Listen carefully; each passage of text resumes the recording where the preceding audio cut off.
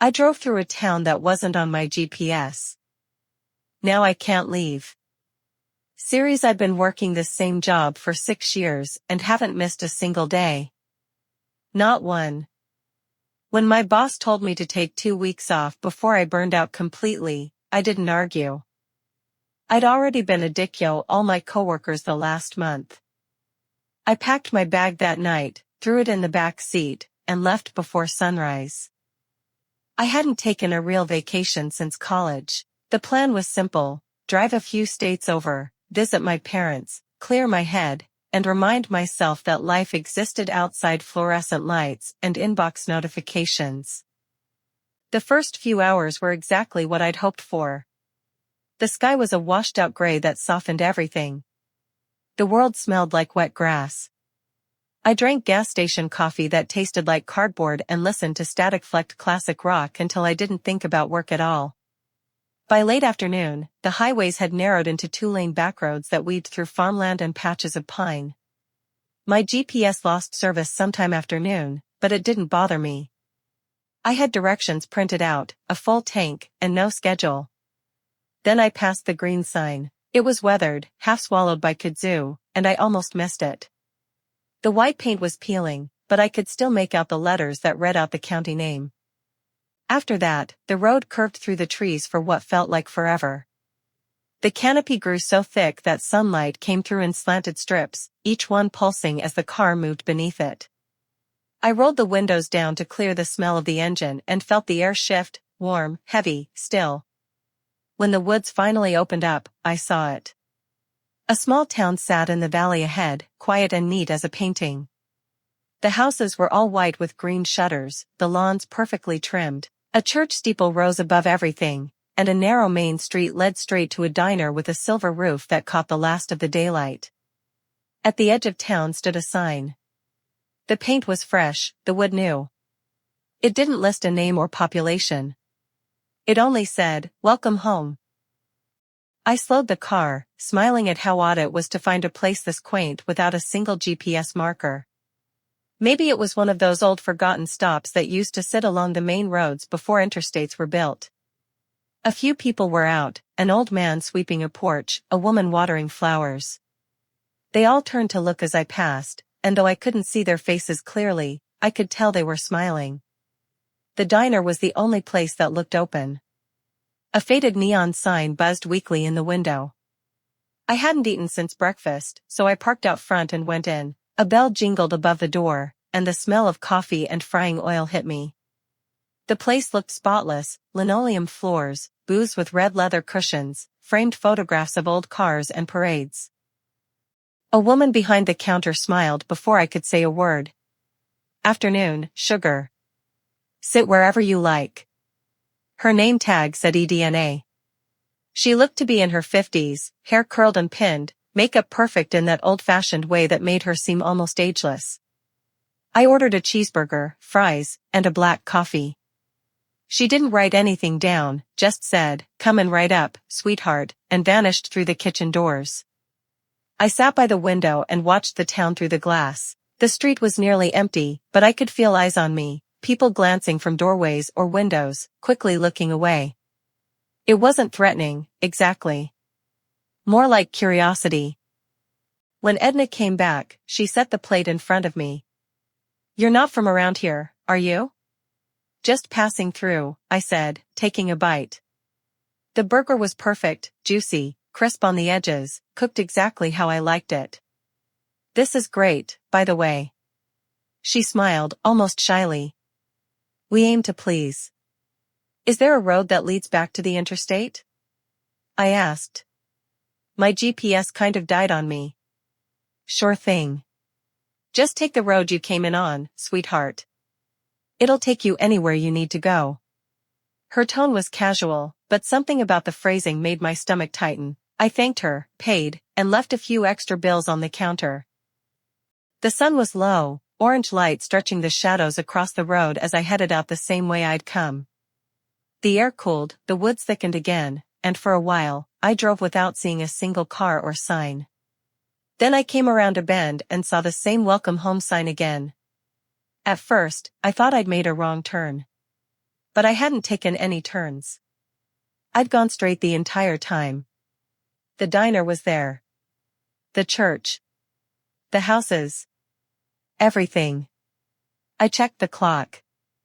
I'd been driving for almost 20 minutes. I wasn't sure what unsettled me more, that I was somehow back where I started, or that the sun hadn't moved an inch. I figured it was some kind of weird loop in the road.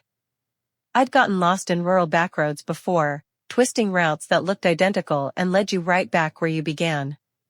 Still, something about this felt deliberate. I parked in front of the gas station this time, hoping to ask for directions. The place had an old analog pump and a dusty open sign taped to the door. Inside, a radio played softly from somewhere I couldn't see.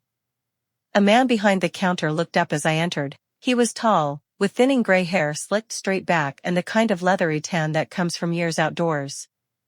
His name tag said Hank. "Back so soon?" he asked with a smile. I frowned. "Sorry?" He gestured at my car through the window. "Thought you just came through here." "I might have passed by earlier," I said, forcing a laugh. "Roads around here loop kind of funny." Hank nodded slowly, that same easy smile never leaving his face. "Ain't but one road through town, friend." "The same one you came in on." I hesitated. "Yeah, Edna at the diner said that too." He chuckled. "Then Edna's still sharp as ever."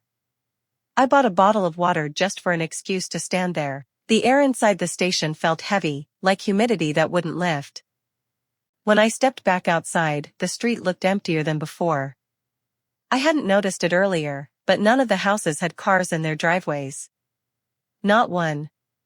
The trees beyond the edge of town swayed slightly, even though there was no wind. I decided to try one more time. This time, I kept count of every curve, every landmark, every mile marker. I even dropped a crumpled napkin out the window as I went, hoping to spot it again if I somehow circled back. The forest grew denser, the road narrower, and I could have sworn I saw movement between the trees, a flicker of white, like someone walking parallel to the car. After 15 minutes, the woods began to thin. Relief hit me. Then the pavement straightened, and the diner's silver roof flashed in the distance. The welcome home sign stood in the same place. The napkin was gone. When I drove past the diner, Edna was standing outside, wiping her hands on a rag. She waved like she hadn't seen me in years. "Back already, sugar?" I didn't answer her. I just kept driving through town until I hit the opposite edge, then slowed the car to a stop. I sat there with the engine idling, trying to think. If the road out of town brought me right back in, maybe the one going the other direction did the same. There had to be another route, something unpaved or hidden. A way that wasn't marked. I drove aimlessly for the next half hour. Every road ended in a cul-de-sac or a fence. Every turn circled back toward Main Street. When I finally stopped again, the gas gauge had dropped below half. The thought came slow but sharp, I could run out of gas before I figured this out. I pulled into the diner's parking lot and just sat there. Edna watched me through the window for a long time before coming out. "You all right, sugar? You look a little lost." "Yeah," I said, rubbing my temples. "I think I took a wrong turn somewhere. Every road I try brings me back here." Edna nodded slowly.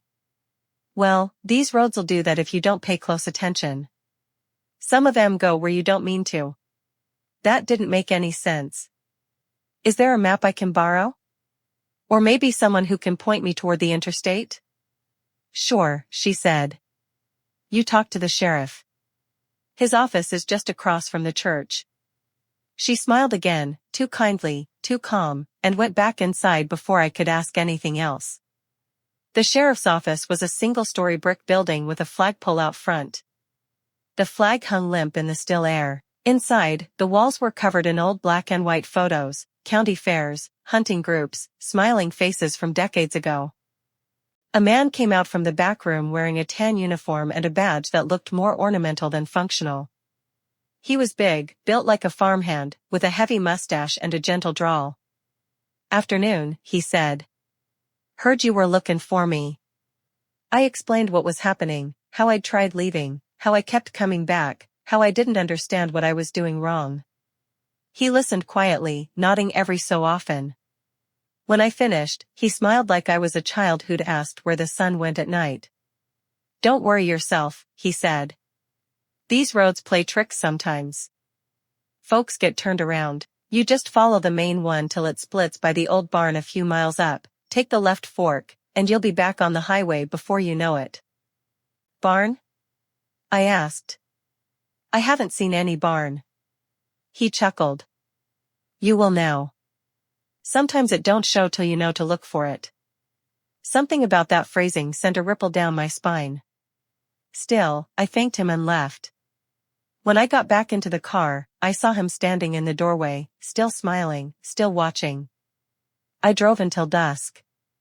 The light through the trees dimmed to a dull bronze, then fell away completely. The road narrowed, dipped, rose again. For a long time I thought I'd finally broken free. Then the forest opened, and the same welcome home sign glowed in my headlights. I stopped the car right there in the road. My heart was pounding so hard it hurt. The sign looked newer than before. The paint was brighter, the letters sharper. And the church bell was ringing. I don't remember parking. I don't remember deciding to go inside. I just remember standing in the street as the bell stopped and the town went quiet again. The diner lights were off. The gas station was dark. But the church doors were open, spilling a pale glow onto the grass. Inside, candles lined the walls. The air smelled of wax and dust. There were no people, no sound except my shoes on the wooden floorboards. At the front of the chapel was a small wooden podium, and behind it, a painting, Jesus standing with his arms spread, but the face wasn't his. The eyes were black, the mouth wrong, stretched in a way that made me step back without meaning to. I turned and left. When I got outside, the sky had shifted. It wasn't night exactly, but it wasn't dawn either. The clouds looked frozen mid-roll, and everything had that soft gray cast like an old photograph. I decided to find a place to sleep and try again in the morning. The diner sign flickered faintly as I passed. The motel was small, a single row of rooms with green doors. The clerk behind the desk looked up when I came in. "You're the new guest," he said, not even asking my name. "We don't get many new faces these days." His smile was the same as everyone else's, warm, fixed, too polite. "How much for a night?" "Don't you worry about that," he said. "You can settle up when you leave." The way he said it made my throat go dry. The room was clean but outdated, rotary phone, floral bedspread, one of those old TVs that took a minute to warm up. When I turned it on, only static played. But beneath the static, I could swear I heard voices whispering. Not words, just sound. I turned it off. At some point, I must have fallen asleep. When I woke up, sunlight was spilling through the curtains. For a brief, blissful second, I thought I'd dreamed everything. Then I stepped outside. The car was parked where I'd left it, but the street looked slightly different. The buildings were all the same, but their colors had faded, as if the whole town had been sitting in the sun too long. When I drove down Main Street, more people were out this time.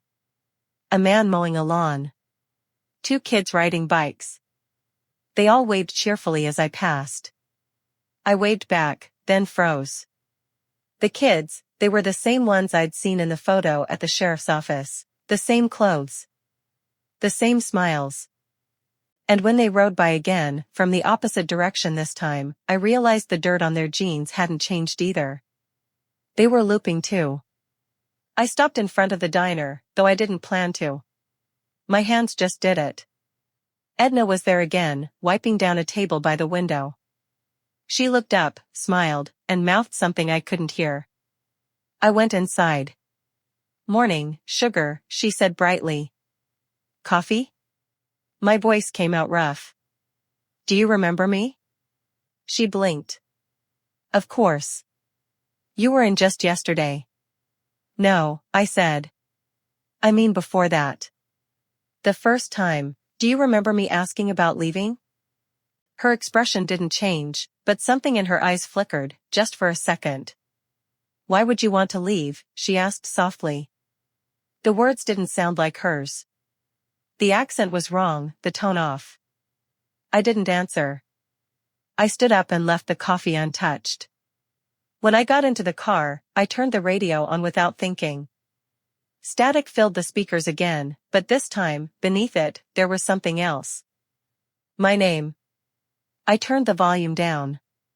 The whisper followed, low and patient, threading through the static like a pulse. Jessie. The longer I listened, the clearer it became, not a voice outside the signal, but something inside it. A hum that shaped itself into words. Don't go. I slammed the radio off. The sound didn't stop. It was coming from the air vents now, from the engine, from the gravel under the tires when I drove. Every corner of the town seemed to echo that same faint murmur, as if the voice wasn't in the radio at all, it was in the place. I tried leaving one more time that night. I drove faster than I should have, headlights cutting through the dark, trees blurring on either side. My hands shook so badly I could barely keep the car straight. When I broke through the last curve, the welcome home sign came into view again, only now, the letters were smeared, the wood splintered like something had clawed at it. A figure stood beside it. It was the sheriff. His hat was gone, his face gray in the high beams. He raised a hand and pointed behind me. When I looked in the rearview mirror, I saw the diner lights on again. Edna was standing in the doorway. I've stopped trying to leave. I don't know how long I've been here. The sun comes and goes, but I can't tell if it's real. The people still wave. They still smile. But I think they're only doing what they've always done. Like they're stuck in a loop that never ends. Every time I talk to someone, they seem to know me a little better. The first day, Edna called me Sugar. Yesterday, she called me Jessie. There's one spot in town that still has service, right here, behind the church, if I hold the phone at an angle and don't move. I've been trying to post this for hours. If anyone reads this, if anyone knows what this place is, please tell me. I think the town is remembering me now. When I walk past windows, I see my reflection smile before I do. When I drive, the radio whispers home over and over, no matter what station I tune to. And tonight, when I looked at the church painting again, it wasn't Jesus anymore. It was me. I'm tired. I've used up half a tank driving in circles, and the air smells like something sweet and rotting. If this uploads, know that I tried. I really did. I'm just going to sit here until it's over. I don't think anyone ever really leaves this town. Not even if you're just passing by.